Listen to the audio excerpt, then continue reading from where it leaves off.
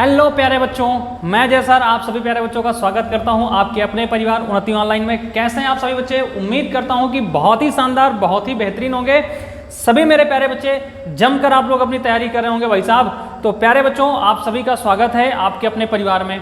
तो ये बच्चों क्लास होगी क्लास 10th की, और इसमें हम लोग पढ़ेंगे साइंस। प्यारे बच्चों क्या पढ़ेंगे भाई? साइंस पढ़ेंगे बच्चों, समझ रहे हैं। और शानदार तरीके से प्यारे बच्चे आप लोग तैयारी करिएगा, अच्छे से आप लोग तैयारी करिएगा। हम कोशिश पूरी करेंगे कि आपको अदर कोचिंग लेने की आवश्यकता ना पड़े बच्चों, ठीक है।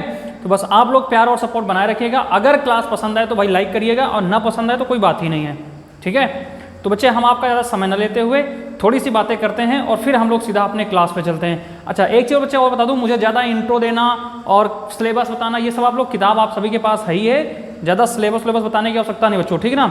मैं सीधा आपका पहला चैप्टर से मैटर शुरू करूँगा, ठीक।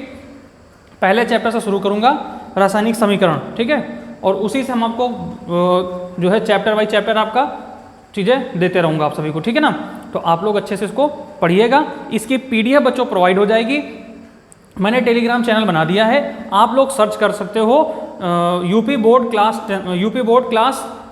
क्लासेस के नाम से है, आप लोग सर्च कर सकते हो, ठीक ना। PDF का जो है आपका टेलीग्राम चैनल है, उसमें आप लोग सर्च करिएगा टेलीग्राम पर जा करके। आप सारे लोग अपने अपने फ़ोन पर टेलीग्राम चैनल ज्वाइन कर लीजिए बच्चों। टेलीग्राम ऐप होता है, उसे अपलोड कर लीजिएगा। ये जो भी हम लोग पढ़ाएंगे इसकी PDF आपको प्रोवाइड हो जाएगी वहाँ पे। तो जो भी मैटर रहेगा वो आपको वहाँ पे मिल जाएगा, तो वहाँ पुनः उसका रिवीजन कर सकते हो आप लोग, समझ रहे हैं। बाकी क्लास तो आपके पास रहेगी, इसको कितनी बार भी देख सकते हैं आप लोग, समझ रहे हैं। तो टेलीग्राम चैनल आप लोग लिख लीजिएगा, या डिस्क्रिप्शन में मैं लिंक लगा दूँगा, और उसको आप लोग देख लीजिएगा।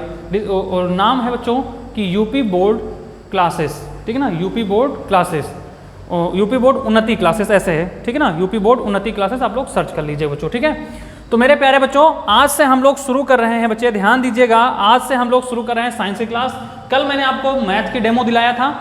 एक्चुअली बच्चों हम लोग ऑफलाइन पढ़ाते हैं, ऑनलाइन अभी पहली बार हम लोग शुरू कर रहे हैं। तो भैया हो सकता है कि कुछ चीज़ें आपको हम एडवांस जो देते हैं ना टीचर की सिलेबस पहले पूरा डिस्कस कराएं, फिर ये सब यार हम लोग थोड़ा सा कम कर पाते हैं। हम सीधा पढ़ाने पे फोकस करते हैं, आपको अच्छा कंटेंट अच्छे से पढ़ाने पे फोकस करते हैं, ये आप लोग ध्यान दीजिएगा बच्चों, ठीक है।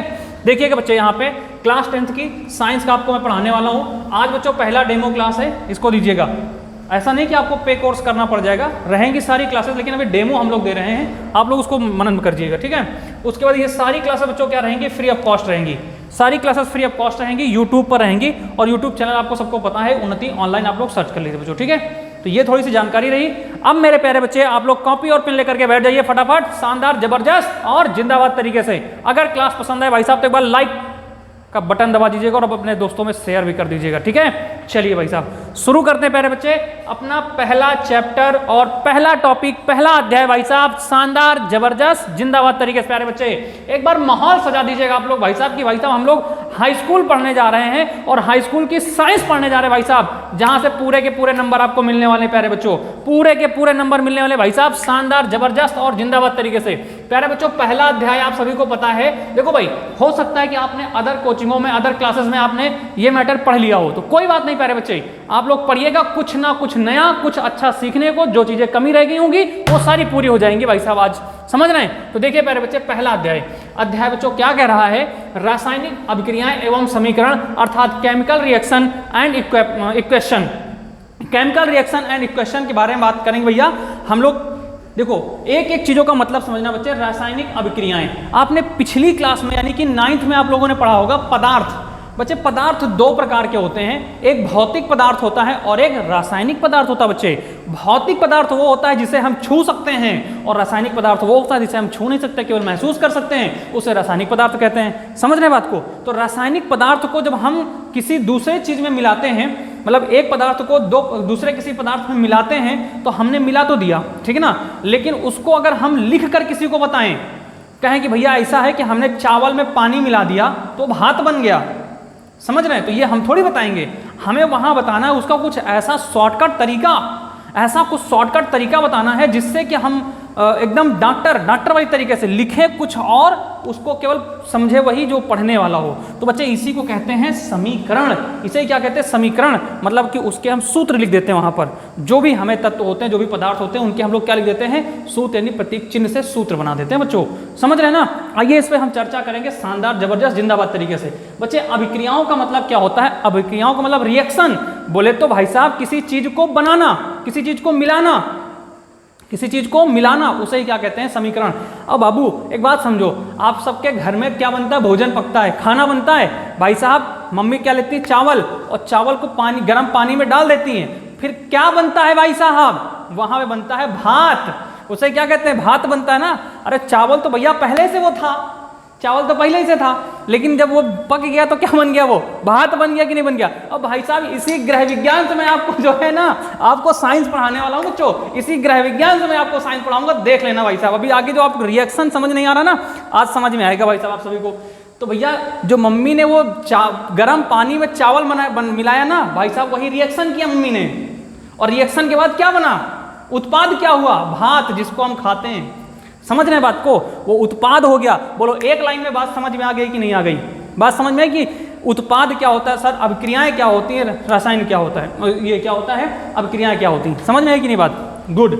अब समझो, उत्पाद का मतलब होता है प्रोडक्ट। समझ रहे हैं बच्चे? रासायनिक, अभिक्रियाएं एवं समीकरण। अब समीकरण का मतलब बच्चों क्या होता है? समीकरण का मतलब बच्चों होता है कि हमने एक लाइन में एक नया चीज बनाने के लिए उसमें क्या क्या चीजों का हमने मिश्रण किया है, उसे ही क्या कहते हैं? समीकरण कहते हैं बच्चों।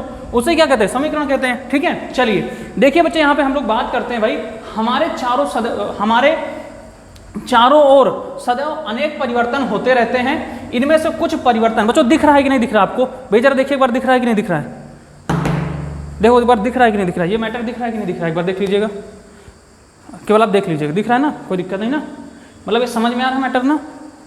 हाँ ओके भाई, ठीक है, ओके। देखो परिवर्तन घटित होते रहते हैं। इनमें से कुछ परिवर्तन केवल पदार्थ की भौतिक अवस्था, आकार एवं भौतिक गुणों को परिवर्तित करते हैं। भैया इसको समझो, हम एक एक लाइन में पूरा आंसर दे देंगे आपको। समझ रहे हो? एक एक लाइन में पूरा बात खत्म कर देंगे। इसने कहा है कि हमारे आसपास कुछ ऐसे परिवर्तन रोजे होते रहते हैं। ठीक है, इनमें से कुछ परिवर्तन केवल पदार्थ की भौतिक अवस्था, आकार को बदल देते हैं, परंतु उनके रासायनिक एवं संगठन जो गुण आदि होते हैं ना, उनमें कोई प्रभाव नहीं पड़ता। मतलब उनके रासायनिक चीज़ों में कोई प्रभाव नहीं पड़ता है, उनके रासायनिक चीज़ों में कोई प्रभाव नहीं पड़ता है। समझ रहे हैं ना? इसका मतलब बच्चों ये है कि कुछ प्राकृतिक रूप से, प्रकृति से कुछ ऐसे काम हो जाते हैं दिन भर में हमारे आसपास, जिनका रूप तो वैसा ही रहता है, गुण भी वही रहेगा। समझ रहे हैं? उनका आकार भी लगभग थोड़ा बहुत परिवर्तित होता, बाकी वैसा ही रहेगा। लेकिन भाई साहब उनके अंदर के जो केमिकल होते हैं ना, उनमें कोई परिवर्तन नहीं होता। गुणों में परिवर्तित करते हैं, मतलब अवस्था, आकार और गुणों में परिवर्तित हो जाएगा, लेकिन भाई साहब उनके रासायनिक संगठन में कोई परिवर्तन नहीं होगा। उदाहरण के लिए बच्चों समझिएगा, उदाहरण के लिए समझिएगा, जैसे आपका लिखा है बच्चों यहाँ पे, तो ऐसे ही परिवर्तन क्या कहलाते हैं? फिजिकल चेंज कहलाते हैं। ठीक ना? फिजिकली चेंज कहलाते हैं। जैसे बर्फ का गलना। अरे भाई साहब इस समय तो भाई साहब आप लोग खूब आइसक्रीम चाट रहे होंगे ना आप लोग, और खूब कोल्ड ड्रिंक ढुकोल रहे होंगे।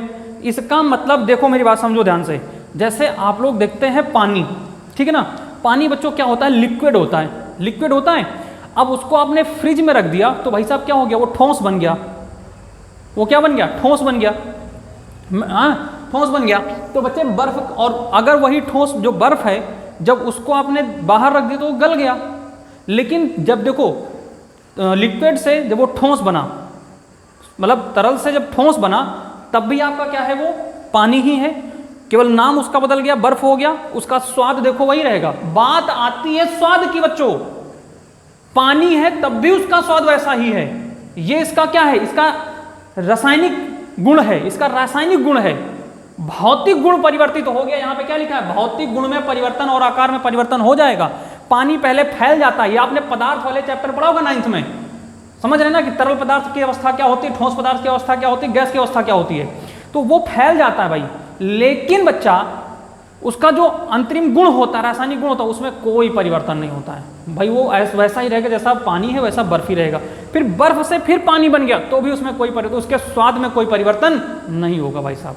एक और उदाहरण समझ लो बाबू, ठीक है ना, जल का जमना, ये वही बात है, बर्फ का बनना, बर्फ का जलना, गलना और जल का जमना, जो मैंने दोनों एक साथ बताया वो एक इधर से एक उधर से, बात वही हो गई। जल का वाष्पीकरण होना, जल का वाष्पीकरण का मतलब ये होता है जैसे पानी है ना बच्चों, पानी जब गर्म करते हैं तो वो भाप बन के उड़ जाता है, भाप बन के क्या होता है, तो उड़ जाता है, और कहाँ उड़ता है, इस वातावरण में उड़ जा करके क्या होता है, वो कहीं ना कहीं जा करके वो बिखर जाता है, नमी जा करके बादलों में चली जाती है, अन्य जगहों पे चली जाती है, समझ रहे हैं, तो वो भाप बन के, लेकिन जाएगा वो पानी, स्वाद उसका पानी के रूप में ही जाएगा, स्वाद उसका जो रहेगा, यानी उसका जो गुण रहेगा ना, रासायनिक गुण, वो बच्चों क्या रहेगा, वो वैसा ही रहेगा। तो ये होता है बच्चों भौतिक परिवर्तन। एक और उदाहरण हमारे सामने रखा, आपका दिखाएं, ये जैसे अगरबत्ती बच्चों, ये क्या है, अगरबत्ती है, ठीक है।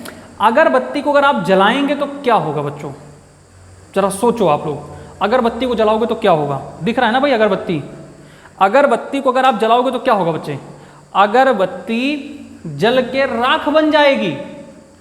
अब आप हमको एक बात बताओ भाई साहब, जब ये राख बन जाएगी तो क्या इसे वापस आप लोग अगरबत्ती बना सकते हो, नहीं बना सकते हो बच्चा, इसी को कहते हैं रासायनिक परिवर्तन। अरे भाई साहब थ्योरी में जो लिखा है लिखा रहने दो, अपनी बात को समझो ना बॉस। मैंने क्या कहा, क्या आप इस अगरबत्ती को जलाने के बाद वापस अगरबत्ती बना सकते हो, सर नहीं बना सकते। तो भैया ये है रासायनिक परिवर्तन, किसके, रसायन में परिवर्तन हो गया, इसके आंतरिक गुण में परिवर्तन हो गया। अगर कोई चीज मीठी है और उसमें कुछ ऐसा चीज मिला दो कि वो कड़वी हो गई, तो भाई साहब वो कड़वा से वापस मीठा नहीं बनेगा बॉस, समझ रहे बच्चा। तो ये होता है रासायनिक परिवर्तन, आई बात समझ में। और दूसरा बच्चों, जिसका आकार बदल जाए लेकिन फिर से वो उसी अवस्था में आ जाए, तो उसे बच्चों क्या कहते हैं, भौतिक परिवर्तन कहते हैं।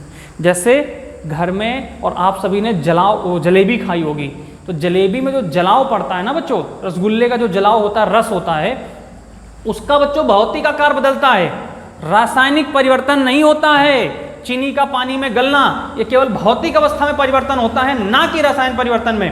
भाई एक चम्मच चीनी लीजिए, उससे आप घोल, मतलब एक चम्मच जितना भी लीजिए आप पानी में घोल दीजिए, पानी में घुल करके वो पानी पूरा मीठा हो जाएगा। अब उस पानी से बच्चे वापस फिर चीनी बना सकते हो, और नहीं तो मम्मी से पूछ लेना भाई साहब, आज जाके अभी पढ़ाई कर रहा हूँ, मम्मी को बुला लो, मम्मी ऐसा होता है कि नहीं होता, मम्मी खुद ही बताएंगी, कान पकड़ेंगे, कहेंगे अभी जब उस दिन रसगुल्ला बनाए थे, जो चीनी बची थी, उसको जो जलाव बचा था उससे हमने फिर चीनी बनाई, उसी को तुमको सुबह चाय पिलाते हैं, समझ रहे हैं। ये बच्चों होता है, ये भौतिक परिवर्तन हो गया, मतलब जब वो चीज़ फिर से वैसी बन जाए उसे भौतिक परिवर्तन कहते हैं। और यदि कोई चीज़ प्रक्रिया करने के बाद, अभिक्रिया करने के बाद, यानी उसको जलाने गलाने कुछ भी करने के बाद अगर वो अपना अवस्था वापस नहीं प्राप्त करती है, उसी अवस्था में नहीं आती है, तो बच्चे वो क्या होता है, रासायनिक परिवर्तन होता है, जो आपके यहाँ साक्षात लिखा हुआ है, ठीक है। आगे कह रहा है कि कुछ ऐसे परिवर्तन होते हैं जो पदार्थ के रासायनिक संघटक एवं गुणों को भी परिवर्तित कर देते हैं, ठीक है ना। ऐसे परिवर्तनों को हम रासायनिक परिवर्तन अर्थात केमिकल चेंज या अभिक्रियाएं, रिएक्शन कहा जाता है। इन्हें क्या कहते हैं, रिएक्शन कहते हैं। चेंज, किसी चीज का चेंज होना, ये क्या कहलाता है, रिएक्शन कहलाता है बच्चों, क्या कहलाता है, रिएक्शन कहलाता है, ठीक है। उदाहरण के लिए दूध का फटना, ओ भाई साहब अब लो उदाहरण, ये अगरबत्ती का जलना भी इसी का उदाहरण होगा, और दूध का फटना। बच्चों ये बताओ, दूध है, अगर वो फट गया तो क्या वापस वो दूध बनेगा, नहीं बनेगा बच्चे, कभी नहीं बनेगा वापस दूध, समझ रहे हैं ना। उसके बाद जंग का लगना, अगर लोहे में जंग लग गया तो वो वापस लोहा नहीं बनेगा बच्चों, वो वापस लोहा नहीं बनेगा, उसको कितना भी गलाया जाएगा लेकिन वापस वो लोहा नहीं बनेगा। किण्वन, ये एक बच्चों एक प्रक्रिया होती है पदार्थों को परिवर्तित करने की, इसमें भी भैया वापस चीजें नहीं आती हैं अपने रूप में। दहन, दहन का मतलब किसी चीज को जला करके नया रूप, अब दहन में बच्चे यही है, आप अगरबत्ती ले लीजिए, दहन का मतलब जलाना हो गया, अब इसको जला दिया गया, दहन कर दिया गया, राख बन गई, ये वापस नहीं आएगी, ठीक है ना। चलिए आगे देखिए, जैसे सोडियम है बच्चों, सोडियम को पानी में डाल दो जल जाएगा, वापस सोडियम निकलेगा, नहीं निकलेगा बच्चे, ठीक है ना। संश्लेषण, संश्लेषण का मतलब होता है कि किसी चीज का जो है प्रकाश जैसे है तो प्रकाश का संश्लेषण, प्रकाश की किरणों का संश्लेषण करना, ठीक ना, उसकी रासायनिक, लेकिन वापस क्या प्रकाश बन जाएगा, नहीं बनेगा बच्चों। जैसे आपने सुना होगा, पढ़ा होगा छोटी कक्षाओं में कि जो पौधे होते हैं ना बच्चों, पौधे प्रकाश संश्लेषण करके अपना भोजन प्राप्त करते हैं, मतलब अपना ऊर्जा प्राप्त करते हैं। तो बच्चों क्या जो है, क्या जो है, अच्छा ठीक है मैं साइड हो जाऊँ थोड़ा सा, ठीक है। तो क्या बच्चों ये जो पौधों ने, उनकी पत्तियों ने सूर्य से प्रकाश से अपना जो क्या कहते हैं संश्लेषण किया, प्रकाश संश्लेषण किया, तो बच्चे उससे क्या हो, उनको ऊर्जा मिल गई। क्या वो फिर से उस ऊर्जा को फिर से क्या कर सकते हैं, उसी प्रकाश में बदल सकते हैं? नहीं बदल सकते, क्योंकि बच्चों इसे क्या हो गया, रासायनिक परिवर्तन हो गया। ओ भाई साहब विस्फोट, होली में, दीपावली में तो भाई साहब आपने भयंकर तहलका मचा दिया होगा, पड़ोसी के खोपड़ी में जाके छेद कर दिया होगा आपने, ठीक ना। कितना भी उसके घर में पेपर हो, आपका पेपर हो, उससे मतलब नहीं, लेकिन दीपावली के समय आपने उसके खोपड़ी पे भाई साहब ना एकदम अति काट दिया होगा, ठीक है, अति काट दिया होगा। किसको लेकर के, विस्फोट करके, मार बम उसको एकदम भाई साहब तहलका मचा दिया होगा पूरे मोहल्ले में। बच्चों ये बताओ, जो आप लेके आते हो, परमाणु का मतलब होता है यहाँ पे सबसे छोटी अवस्था, पदार्थ की सबसे छोटी अवस्था, मूल अवस्था को परमाणु कहते हैं, कण, ठीक ना। ये जुड़ करके विस्फोट, मतलब जब आप ये बच्चे यही ले लीजिए, पटाखों का विस्फोट, बारूद का विस्फोट, अगर आप बारूद को विस्फोट कर देते हो तो क्या वापस बारूद बना पाते हो? नहीं बना पाते हो। बच्चों यही क्या होता है आपका, यही बच्चों क्या होता है, रासायनिक परिवर्तन। देखो थोड़ा सा मैंने समय इसमें जरूर लिया है, लेकिन मैं उम्मीद करता हूं कि भाई साहब चैलेंज है, किसी के अच्छे से समझ में नहीं आया, मतलब सबको बेहतरीन तरीके से समझ में आया होगा, ठीक ना, सबको बेहतरीन तरीके से समझ में आया होगा। और जो चीजें आप लोग अगर अभी तक नहीं समझ में आई वो भी आज क्लियर हो गई होंगी, समझ रहे हैं। अभी और आगे बेहतरीन तरीके, सभी रासायनिक परिवर्तन अभिक्रियाओं द्वारा पूर्ण संपन्न होते हैं। अभिक्रियाओं का मतलब ये होता है बच्चे, अभी आपने यहाँ क्या पढ़ा, रिएक्शन, मतलब उनके बीच में क्या होता है, रिएक्शन, दो चीजों का आपस में मिलना, दो पदार्थों का, दो तत्वों का आपस में मिलना ही क्या कहलाता है, रिएक्शन कहलाता है, ठीक ना। तो उनमें रिएक्शन होगा। जैसे मान लीजिए परमाणु, सॉरी ये विस्फोट, मतलब बारूद का विस्फोट हुआ, तो कैसे हुआ, या अगरबत्ती जली कैसे जली, इसमें आपने आग लगाया, दहन किया, इसमें क्या किया, दहन। और दहन कब होगा, जब इसको ऑक्सीजन यानी हवा में रखोगे, तो हवा इसमें मिली तब इसमें आग लगी, नहीं तो भाई साहब आग लगेगी नहीं, समझ रहे हैं बात को। तो ये बच्चे क्या होता है कि ये अभिक्रियाओं द्वारा क्या होते हैं, पूर्ण होते हैं। और अभिक्रिया तभी होगी जब दो पदार्थ मिलेंगे या दो तत्व मिलेंगे, तभी आपकी क्या होगी, अभिक्रिया होगी। सिंगल से अभिक्रिया होगी नहीं, समझ रहे हैं ना। बस वही थी, जैसे ब्याह एक ही आदमी से होगा नहीं, जब तक दो उसमें जेंडर नहीं होंगे तब तक ब्याह नहीं होगा। बात समझ में है कि नहीं। तो भैया ब्याह और अभिक्रिया, रिएक्शन, ये दोनों बच्चों एक ही चीज है भाई साहब, समझ रहे हैं। और इनसे उत्पन्न संतान ही क्या कहलाता है, आपका उत्पाद कहलाता है। एक मेल है, एक फीमेल है, इन दोनों के बीच में जो रिएक्शन होगा बच्चे, जो उत्पाद होगा वो बच्चे क्या कहलाएगा, संतान कहलाएगा। ये आगे पढ़ोगे भाई, इसमें हंसने की कोई बात ही नहीं है। अब हंसना मत बच्चे, नहीं तो हम कूटेंगे क्या, आगे बहुत पढ़ाएंगे बेहतरीन तरीके से। हंसना नहीं है, पढ़ते समय हंसना नहीं है। तथा इन्हें रासायनिक समीकरणों की सहायता से प्रदर्शित किया जाता है, रासायनिक समीकरणों की सहायता से प्रदर्शित किया जाता है। इस अध्याय से हम विभिन्न प्रकार के रासायनिक अभिक्रियाओं तथा रासायनिक समीकरणों के बारे में अध्ययन करने वाले हैं, जिनको हम रासायनिक परिवर्तन, जिनको जो है क्या है, रासायनिक परिवर्तनों को दर्शाती हैं। बात समझ में आई, ठीक है। वो छोटा सा मजाक था बच्चों, लेकिन ऐसा रियलिटी है बच्चों। एक मेल होगा और एक फीमेल, दो अलग अलग प्रकार के क्या होंगे, तत्व होंगे, पदार्थ कह सकते हो। मेल में आप देखोगे जो है स्पर्म पाया जाता है और फीमेल में ओवम पाया जाता है, ठीक ना। इन दो तत्वों का जब मिश्रण होता है तभी जाकर के क्या होता है, संतान की उत्पत्ति होती है। तो ये तो आप पढ़ोगे ना बच्चों, इसमें कौन सी मजाक करने और मजाक वाली बात हो गई ना, ये ठीक है। नहीं आप लोग इसको अन्यथा ले लो, अन्यथा नहीं लेना बच्चे, कुछ चीज़ें हाँ मजाक में बोल दी, अब समझ लो बात को। आगे बढ़ते हैं बच्चे, ठीक है ना। अब यहाँ पे आप लोग समझेंगे रासायनिक अभिक्रिया, ठीक ना। रासायनिक अभिक्रिया मतलब बच्चों, रासायनिक अभिक्रिया होती क्या है, वह अभिक्रिया जिसमें एक या एक से अधिक पदार्थ परस्पर अभिक्रिया करके, अर्थात पुनः बच्चे यहाँ पे थोड़ा सा कुछ चीज़ें कट गई हैं, इसको आप लोग देख लीजिए। अभिक्रिया करके अर्थात पुनः व्यवस्थित, पुनः जो है रासायनिक परिवर्तन करके, ठीक ना, पुनः रासायनिक परिवर्तन करके, यहाँ पे ध्यान दीजिएगा थोड़ा सा बच्चों, क्या कहते हैं। तो बच्चों यहाँ पे क्या लिखा है, पुनः व्यवस्थित होकर, ठीक ना, पुनः व्यवस्थित होकर, समझ रहे हैं, नए पदार्थों का निर्माण करते हैं। पुनः व्यवस्थित होकर नए, यहाँ पर लिख दे रहा हूँ, नए पदार्थों का निर्माण करते हैं, एवं निर्माण करते हैं, वहाँ पर समझ लीजिए बच्चों, एवं निर्मित पदार्थ के, देखो कहने का मतलब ये है, वह अभिक्रिया, अभिक्रिया का मतलब ये समझ में आया ना कि जहाँ पे दो पदार्थ आपस में मिलाए जाते हों उसे ही अभिक्रिया, रिएक्शन कहते हैं, ठीक है ना।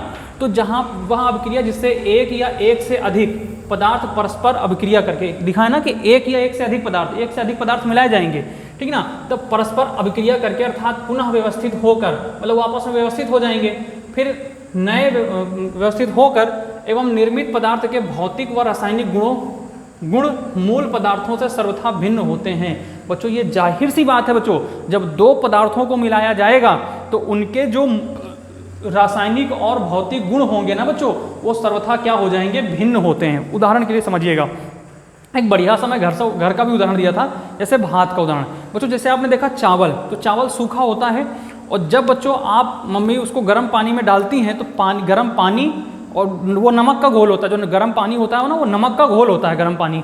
गाँव में क्या कहते हैं उसको, बताओ बेटी हो क्या कहते हैं? जो मेरी बहन देख रही है बताओ जरा, गाँव में क्या कहते हैं जो पानी गर्म किया जाता है? उसको कहते हैं अदहन। समझ रहे हैं? अदहन में जब आप चावल डालते हो तो क्या बन जाता है बच्चों, वो भात बन जाता है। ठीक है ना। अच्छा एक चीज़ और ध्यान रखना, वो अभी आगे काम आएगा, एक थ्योरी मैं आपको यहाँ बता दे रहा हूँ और ये थ्योरी आगे अभी काम आएगी, देखना बच्चों। एक चीज़ ध्यान रखना, इनमें आप आगे पढ़ोगे कि परमाणुओं की संख्या परिवर्तित नहीं होती है बच्चों। परमाणुओं की संख्या परिवर्तित नहीं होती है। जो अभी आगे जब समीकरणों को व्यवस्थित करेंगे तो वहाँ लिखा होगा कि जो बाईं तरफ, जो दाहिनी तरफ होती है ना, वो बाईं तरफ ही वही होती है परमाणुओं की संख्या।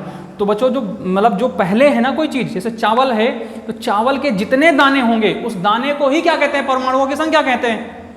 उदाहरण ले लो, चावल के जितने दाने हैं, इधर कोई रिएक्शन है उसमें जितने परमाणुओं की संख्या लिखी होगी, इधर जितने चावल के दाने होंगे। अब ये बताओ भात बनने के बाद भाई साहब क्या चावल के दाने ज़्यादा हो जाएंगे क्या? इस चीज़ का मुझे जवाब दीजिए आप लोग। जब वो भात बनेगा चावल, तो क्या उसमें चावल के दानों की संख्या बढ़ जाएगी क्या बच्चे? नहीं, वजन बढ़ जाएगा, उसका आकार बदल जाएगा, उसका स्वाद यानी रासायनिक तत्व बदल जाएगा, लेकिन बच्चों संख्या में परिवर्तन नहीं होगा। ये भी काम आएगा ये बात, ठीक है। इससे पहले बता दे रहा हूँ, जब आप लोग समीकरणों को व्यवस्थित करेंगे, ठीक ना, तो यहाँ क्या होगा, भिन्न होते हैं। रासायनिक अभिक्रिया कहलाती है। यही चीज़ बच्चों क्या कहलाता है, रासायनिक अभिक्रिया कहलाती है।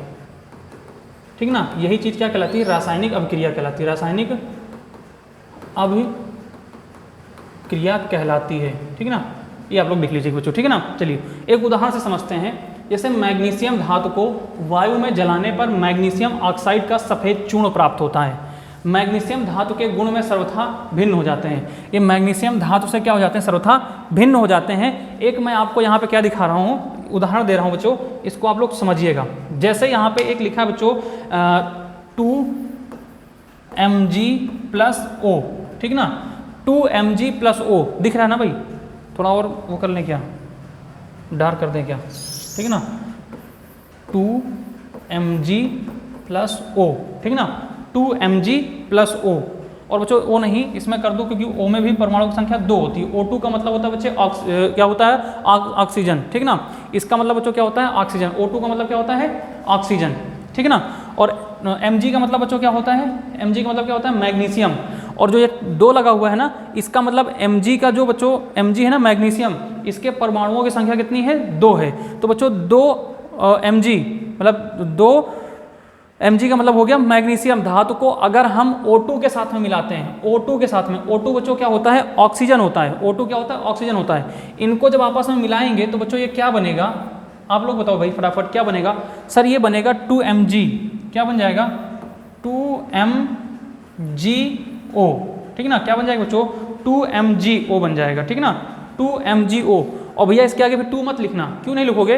तो बच्चों जो ये 2 होता है ना, ये जो उसका परमाणु संख्या है, आपने जब पहले इसकी परमाणु संख्या लगा दिया तो इसका मतलब दोनों में क्या हो गया, परमाणुओं की संख्या बराबर हो गया। जब पहले 2 लगा दोगे, ठीक ना, तो यहाँ भी परमाणुओं की संख्या 2 है, इसका मतलब इसमें भी परमाणुओं की संख्या कितनी है, 2 है। अगर किसी एक एक्शन में, मतलब किसी एक धातु में, एक पदार्थ में अगर परमाणु की संख्या लिखनी है तो फिर उसके आगे यहाँ पे क्या लगाते हैं हम लोग, नीचे उसके परमाणु की संख्या लिख देते हैं, और दोनों में लगाना हो तो आगे लिख देते हैं। समझ रहे हैं? ये भी आगे हम व्यवस्थित करते समय बताएंगे। तो बच्चों ये क्या बन गया, ये मैग्नीशियम ऑक्साइड बन गया।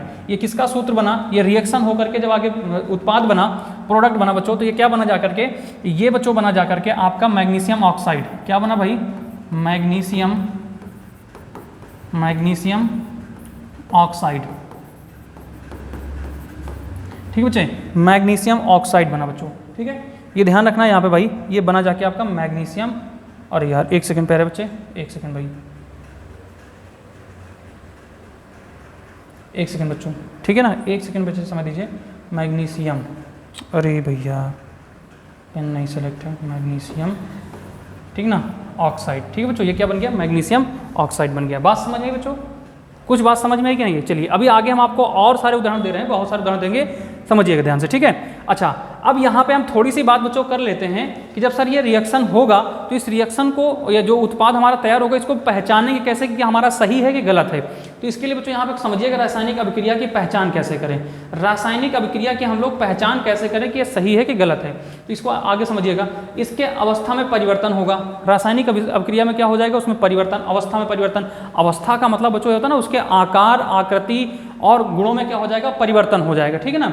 उसके रंग में क्या हो जाएगा बच्चों, परिवर्तन हो जाएगा, ठीक है ना, थोड़ा रंग में भी परिवर्तन आ जाएगा, ठीक है। उसके बाद ताप में परिवर्तन हो जाएगा। ताप में परिवर्तन का मतलब होगा बच्चे अगर कोई चीज़ पहले ठंडी है, हो सकता है कि वो रिएक्शन करने के बाद गर्म हो जाए, हो सकता है कि वो रिएक्शन करने के बाद क्या हो जाए, बिल्कुल ठंडी भी हो सकती है, समझ रहे। ताप में परिवर्तन। अवक्षेप का मतलब बच्चों क्या होता है, अवक्षेप का मतलब होता है कि जब किसी चीज़ को हम लोग क्या करते हैं, किसी परिवर्तन में डालते हैं तो उसका जो आकार होता है ना वो बदल करके एक नए आकार में आ जाता है, समझ रहे हैं। उसके बाद बच्चों यहाँ पे क्या है, गैस निकलना। हो सकता है जब रिएक्शन करे तो गैस बन के निकल जाए, वो क्या हो जाए, गैस बन के निकल जाए। तो इन चीज़ों से हम लोग क्या समझते हैं कि भैया उसमें रासायनिक परिवर्तन हुआ है। इन चीज़ों से बच्चों हम लोग समझ सकते हैं कि उसमें रासायनिक परिवर्तन हुआ है। बात समझ में आई बच्चों की नहीं आई? इन चीज़ों से हम लोग समझ सकते हैं कि उसके रासायनिक परिवर्तन में क्या, मतलब रासायनिक परिवर्तन में जो है बदलाव आया है, ठीक ना, रासायनिक परिवर्तन हुआ है, ठीक है।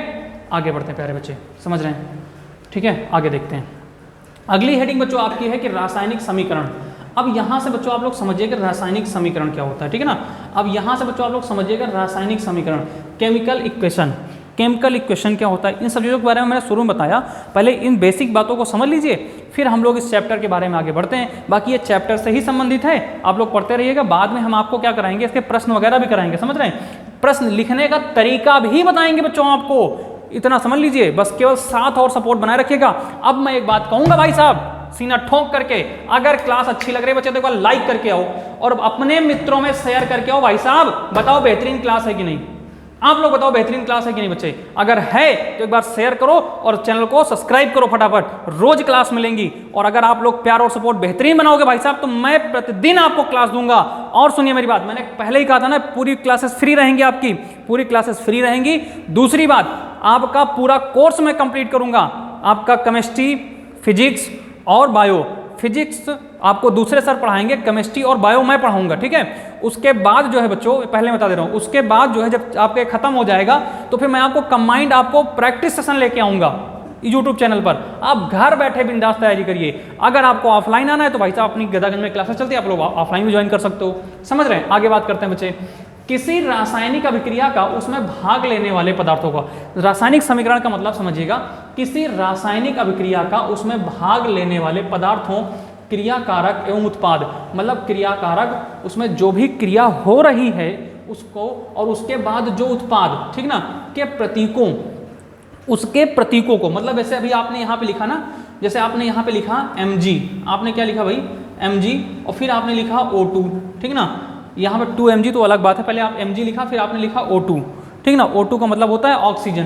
तो बच्चों चाहे परमाणु संख्या आप हटा दीजिए कुछ समय के लिए।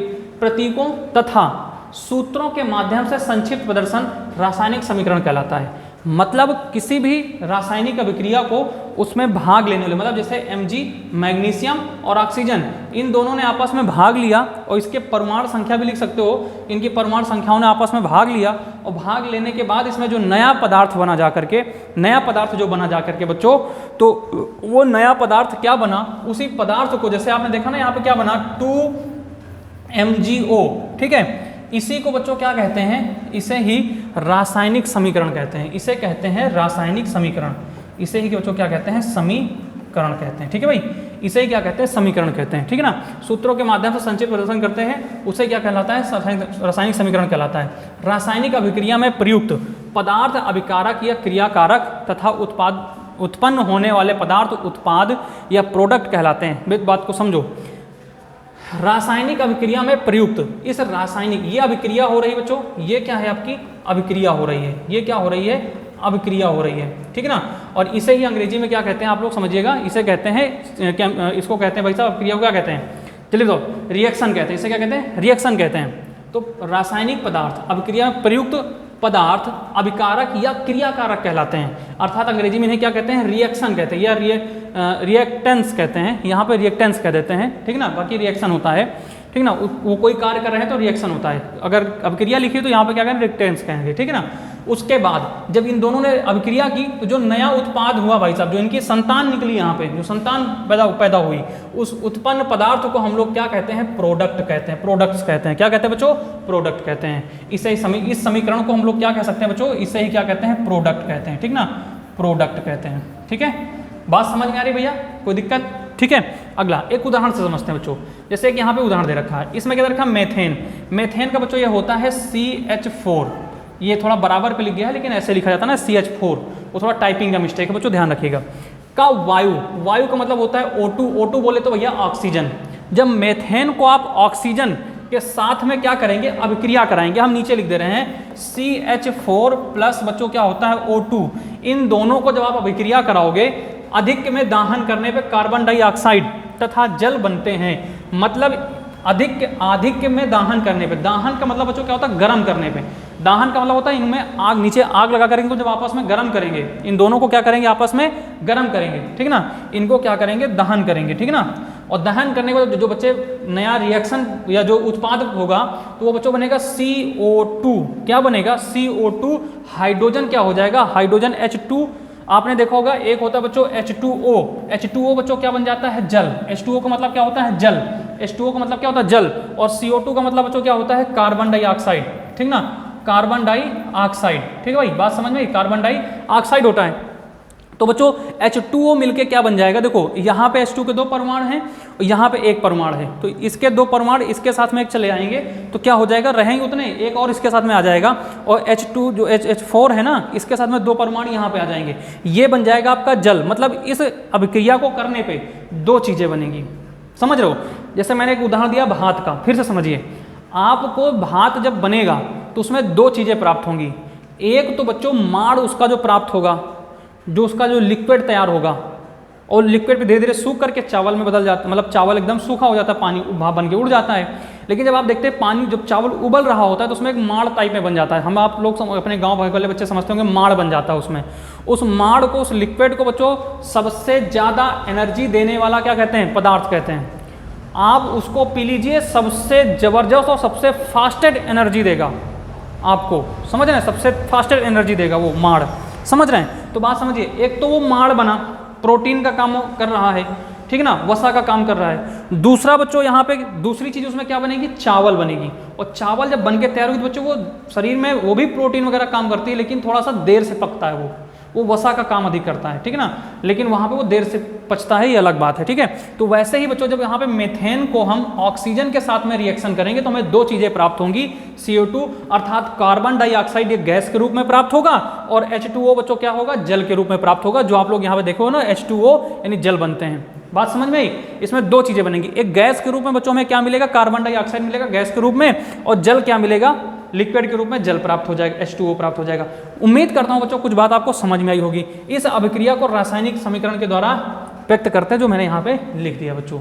समझ रहे भाई, बात समझ में आ रही बच्चों कि नहीं समझ में आ रही? आगे बढ़ते हैं भाई, आगे बढ़ते बच्चे। अब यहाँ पे थोड़ी सी हम लोग और बात कर लेते हैं बच्चों, यहाँ पे थोड़ी सी और बात कर लेते हैं। रासायनिक समीकरण लिखने की विधि, आप लोग किस तरीके से रासायनिक समीकरण लिखेंगे, समझ रहे हैं, आप लोग किस तरीके से रासायनिक समीकरण लिखेंगे ये आप लोग बताइएगा भाई, ठीक ना। चलिए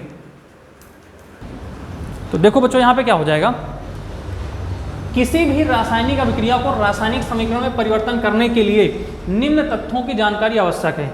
मतलब आपको ध्यान रखना, जब आप किसी चीज़ की रासायनिक अभिक्रिया कर रहे हो, समीकरण बना रहे हो, या उसके अभिक्रिया को रासायनिक समीकरण में परिवर्तित कर रहे हो, देखो मैंने फिर से समझा रहा हूँ मैं आप सभी को, मैंने अभी आपको बताया बच्चों, ये क्या होता है, ये आपका अभिक्रिया होती है, और जो ये इधर तैयार होता है इसे ही क्या कहते हैं, समीकरण, और ये उत्पाद भी कहलाता है, नया उत्पाद बनके तैयार होता है। तो बच्चों यहाँ पे वही कहा ना, रासायनिक अभिक्रिया को रासायनिक समीकरण में रूप में परिवर्तित करते हैं, करने के लिए निम्न तथ्यों की जानकारी आवश्यक है। इन तथ्यों की क्या है, जानकारी आपको होनी चाहिए।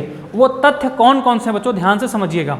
अभिक्रिया में भाग लेने वाले सभी कारकों, जो भी कारक हैं उस अभिक्रिया में जो भाग ले रहे हैं, ठीक है ना, जो आप लिख लो, देखो इसको 2 तरीके से लिखते हैं बच्चों, प्लस लगा करके नहीं, इसको हम 2 तरीके से लिखते हैं, देखो एरो बना करके, एरो बना करके। ये होता है बच्चों दायां पक्ष, ये क्या होता है, दायां पक्ष, और ये बच्चों होता है, नहीं भाई सॉरी उल्टा हो गया। आप लोग ऐसे जैसे जिस ओर आपकी कॉपी होती है ना, जिस ओर आपकी कॉपी होती है, कॉपी और आपका मुंह होगा, तो जिधर आपका बायां उधर इसका बायां, ठीक है ना। तो ये होता है आपका बायां पक्ष, ये बच्चों क्या होता है बायां पक्ष, ठीक है ना। और ये बच्चों क्या होता है दायां पक्ष होता है, ये क्या होता है दायां पक्ष। अब सुनो मेरी बात ध्यान से, बाएं पक्ष में अभिक्रिया होगी, बाएं पक्ष में क्या होगा अभिक्रिया होगी, और दाएं पक्ष में इसमें बच्चों क्या होगा अभिक्रिया होगी, ठीक ना। इसमें क्या होगा अभिक्रिया होगी। और जो ये आपका दायां पक्ष होगा ना बच्चों, जो दायां पक्ष होगा, दाएं पक्ष में ध्यान रखना बच्चों, इसमें आपका क्या होगा उत्पाद होगा, इसमें बच्चों क्या होगा उत्पाद होगा, ठीक है ना। इसमें प्रोडक्ट आपका तैयार होगा। बात समझ में आई? अब इसको समझो ध्यान से। अब क्रिया में भाग लेने वाले सभी क्रिया कारकों तथा उत्पाद, जो आगे आपको उत्पाद मिल रहे हैं, कि अणुसूत्र या प्रतीक ज्ञात होने चाहिए, अणुसूत्र या प्रतीक ज्ञात होने चाहिए, समझ रहे हैं ना। अभी आपको हम अणुसूत्र और प्रतीक अभी आज आपको रटाने का प्रयास करते हैं, कुछ हम आपको लिख करके इसी समय बताएंगे आपको, ठीक है ना। थोड़ा समय दीजिए। रासायनिक समीकरण में पदार्थ, ये आपने 9th में पढ़ा होगा, लेकिन पुनः हम एक बार रिवीजन करने का बताते हैं आपको। रासायनिक समीकरण में पदार्थ सदैव अपने आणविक रूप में लिखे जाते हैं। जो रासायनिक समीकरण होते हैं ना, वो सदैव अपने आणविक रूप में लिखे जाते हैं, मतलब जो उनके प्रतीक चिन्ह होते हैं ना, उस प्रतीक चिन्ह के रूप में लिखे जाते हैं। उदाहरण के लिए जैसे आपका लिखा hydrogen, oxygen, nitrogen, bromine, iodine, chlorine आदि को क्रमशः हम इस तरीके से लिखते हैं। जैसे हाइड्रोजन है बच्चों, तो हाइड्रोजन को हम लोग लिखते हैं H2। बच्चों यहाँ पे थोड़ा सा गलत लिखा, मतलब ऐसे लिखा हुआ है, आप लोग समझ लीजिए कि टाइपिंग मिस्टेक है और कुछ नहीं बच्चों, ठीक है ना। उसके बाद ऑक्सीजन, ऑक्सीजन आपको पता होगा बच्चों, ऑक्सीजन को आप लोग लिखते हो O2, तो O2 आप लोग ऐसे लिखते हो। नाइट्रोजन का लिखते हो N2, ठीक है ना बच्चों, यहाँ पे क्या लिखते हो N2, नाइट्रोजन का आप लोग क्या लिखते हो N2, ठीक है ना। उसके बाद आपका ब्रोमीन होता है, ब्रोमीन का होता है Br2, ठीक ना, Br होता है बच्चों, होता Br है, लेकिन 2 इसमें क्या होता है परमाणुओं की संख्या होती है, ठीक है ना। आयोडीन बच्चों क्या लिखते हैं, आयोडीन के लिए लिखते हैं L, आयोडीन के लिए बच्चों क्या लिखते हैं L, और क्लोरीन के लिए लिखते हैं Cl2 लिखते हैं, आदि को लिखते हैं बच्चों, ठीक ना, रूप में लिखा जाता है, क्योंकि ये सभी द्विपरमाणिक गैसें हैं। ये भी ध्यान रखना, इन सभी के आगे 2 इसलिए लिखा हुआ है बच्चों, यहाँ पे L2 हो जाएगा, क्योंकि इनमें बच्चों परमाणुओं की संख्या कितनी होती है 2 होती है, इसलिए 2 लिखा जाता है। जिनमें परमाणुओं की संख्या 4 होगी, हो सकता है रिएक्शन करने के बाद 4 हो जाए, तो 4 वहाँ लिखा जाएगा, समझ रहे हैं, वो अभी आगे आप समझेंगे, ठीक है। चलिए, एक परमाणिक तत्वों को समीकरण में उनके प्रतीक, अगर कोई भी बच्चों परमाणु अगर एक आणविक है, उसमें एक ही अणु है, तो केवल और केवल बच्चों उसको क्या लिख देंगे हम लोग, केवल उसके जो प्रतीक चिन्ह होता है ना, उस प्रतीक चिन्ह के रूप में लिख देंगे। जैसे अगर हमारा नाइट्रोजन है तो नाइट्रोजन, या ऑक्सीजन है तो ऑक्सीजन केवल हम O लिख सकते हैं, क्या लिख सकते हैं O लिख सकते हैं, ठीक है ना। ये समझिएगा आप लोग ध्यान से, उनके प्रतीक संकेतों द्वारा दर्शाया जाता है। जैसे सोडियम, सोडियम को बच्चों हम लोग क्या लिखते हैं, आप सभी को पता होगा Na लिखते हैं। सोडियम क्या लिखते हैं बच्चों, अगर कहीं आपने Na लिख दिया, ठीक ना, Na लिख दिया, तो बच्चों ये इसका मतलब क्या हो गया, सोडियम हो गया। अगर पोटेशियम लिखा तो बच्चों, तो पोटेशियम के लिए होता है K, ये ध्यान रखना, पोटेशियम से P नहीं K होता है, ठीक ना बच्चों, तो यहाँ ध्यान रखना, पोटेशियम के लिए K हो जाएगा। उसके बाद मैग्नीशियम के लिए बच्चों, अभी मैंने आपको बताया था मैग्नीशियम के लिए Mg होता है। जिंक के लिए बच्चों Zn होता है, ठीक है ना, Zn होता है। आयरन के लिए Fe होता है, आयरन के लिए बच्चों क्या होता है Fe होता है। और कॉपर के लिए बच्चों क्या होता है Cu होता है, कॉपर के लिए बच्चों क्या होता है Cu होता है। तो कुछ आपको यहीं से पढ़ने को मिल गए, आप लोग यहीं से याद कर लो पुनः, ठीक ना। जैसे आप लोग यहाँ देखो, हाइड्रोजन का होता है H2, और उसके बाद ऑक्सीजन का होता है O2, नाइट्रोजन का N2, ब्रोमीन का Br होता है, आयोडीन का L होता है, क्लोरीन का Cl होता है, ठीक ना। सोडियम का Na होता है, पोटेशियम का K होता है, मैग्नीशियम का Mg होता है, जिंक का Zn होता है, आयरन का Fe होता है, कॉपर का Cu होता है। इसका मतलब के रूप में प्रदर्शित किया था, मतलब यहाँ पे कह रहा है एक परमाणिक तत्वों को हम लोग क्या करते हैं, उसके केवल और केवल प्रतीक चिन्हों के रूप में लिख देते हैं। तो बच्चे ये 3 बातें हैं जो विशेषकर, इन्हीं 3 बातों को आपको ध्यान रखना है, अच्छे से ध्यान रखिएगा। रासायनिक समीकरण बच्चों, एक चीज बताता हूँ शॉर्टकट में आप लोग समझिएगा। रासायनिक समीकरण को लिखने के लिए, रासायनिक समीकरण को लिखने की विधि क्या होती है, सिर्फ 3 बातें आपको याद रखनी। कितनी बातें याद रखनी? 3 बातें। पहली बात यह है कि अभिक्रिया में भाग लेने वाले सभी कारकों एवं उत्पादों के अणुसूत्र यानी प्रतीक चिन्ह आपको याद होने चाहिए, ठीक ना, पहली चीज याद होनी चाहिए। दूसरी बात, रासायनिक समीकरण पदार्थ सदैव उनके आणविक रूप में लिखे जाते हैं, उनके आणविक रूप में लिखे जाते हैं। उदाहरण के लिए बच्चा हाइड्रोजन लिखा है, हाइड्रोजन को लिख देंगे H2, ऑक्सीजन लिखा तो बच्चों उसको क्या लिख देंगे O2, नाइट्रोजन लिखा है तो N2, ब्रोमीन है तो Br2, आयोडीन है तो L2, क्लोरीन है तो Cl2, ठीक ना। और जो 2 लगा हुआ बच्चे, इनमें ये 2 परमाणिक अणु होते हैं, ये 2 परमाणिक तत्व होते हैं, इसलिए इनमें 2 लगा देते हैं। और बच्चे तीसरी बात आपको ध्यान रखना है कि एक परमाणिक तत्वों को रासायनिक समीकरण में उनके प्रतीक चिन्हों द्वारा दर्शाया जाता है। अगर एक परमाणिक तत्व है तो उसमें हम केवल उसके जो प्रतीक चिन्ह होते हैं उसके लिए रूप में लिख देते हैं। जैसे सोडियम के लिए Na लिख देते हैं, पोटेशियम के लिए केवल P लिख देंगे, मैग्नीशियम Mg लिखा है तो वहाँ पे क्या समझेंगे, मैग्नीशियम लिखा है, Zn लिखा है बच्चों तो Z जिंक होता है, Fe लिखा है तो इसका मतलब आयरन अर्थात लोहा होता है, Cu बच्चों लिखा है तो इसका मतलब कॉपर होता है। समझ रहे हैं? तो ये बच्चे आप लोग ध्यान से समझिएगा, बहुत अच्छी बात है। फिर आगे हम लोग बढ़ते हैं भाई, ठीक है ना। चलिए एक लास्ट बात बच्चों आज के लिए हम और कर लेते हैं। दूसरा इसमें इसको आपको क्या होता है, संतुलित रासायनिक समीकरण लिखना, रासायनिक समीकरणों को संतुलित तरीके से लिखना, ठीक है ना। इस टॉपिक को हम लोग बच्चों पढ़ेंगे कल, ठीक है। और इससे पहले प्यारे बच्चे ध्यान रखना, मैं आपको पहले बता दे रहा हूँ, इस चीज़ से पहले मैं कल आपको कुछ जो है इसी के आगे, अभी इसकी पीडीएफ मैं तब दूंगा आप सभी को जब ये पूरा टॉपिक खत्म होगा। इसमें लगभग 12 ये पहला चैप्टर है, ये जब पहला चैप्टर खत्म हो जाएगा तब मैं आपको इसकी पीडीएफ प्रोवाइड करूंगा। अभी थोड़ा सा आप लोग वेट कर लीजिए, क्लास टेलीग्राम पे मिल जाएगी, लेकिन इसको मैं तब प्रोवाइड करूंगा पीडीएफ जब आपकी क्लास खत्म हो जाएगी।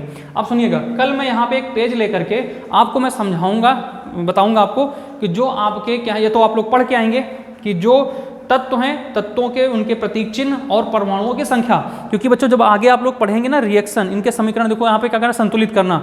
जब रिएक्शन संतुलित करना आप लोग यहाँ से पढ़ेंगे आप लोग बच्चे ना, तो यहाँ पे चीज़ें आपकी काम आने वाली हैं, ठीक ना। ये चीज़ें आपके काम आने वाली हैं, आप लोग ध्यान रखेंगे भाई, ठीक है। चलिए तो प्यारे बच्चों एक बार फटाफट आप लोग बता दीजिए आपको क्लास कैसी लगी भाई साहब। अगर मजा आया हो बच्चों ना तो एक बार शेयर कर देना क्लास को और चैनल को सब्सक्राइब कर लेना शानदार, जबरदस्त और जिंदाबाद तरीके से प्यारे बच्चे।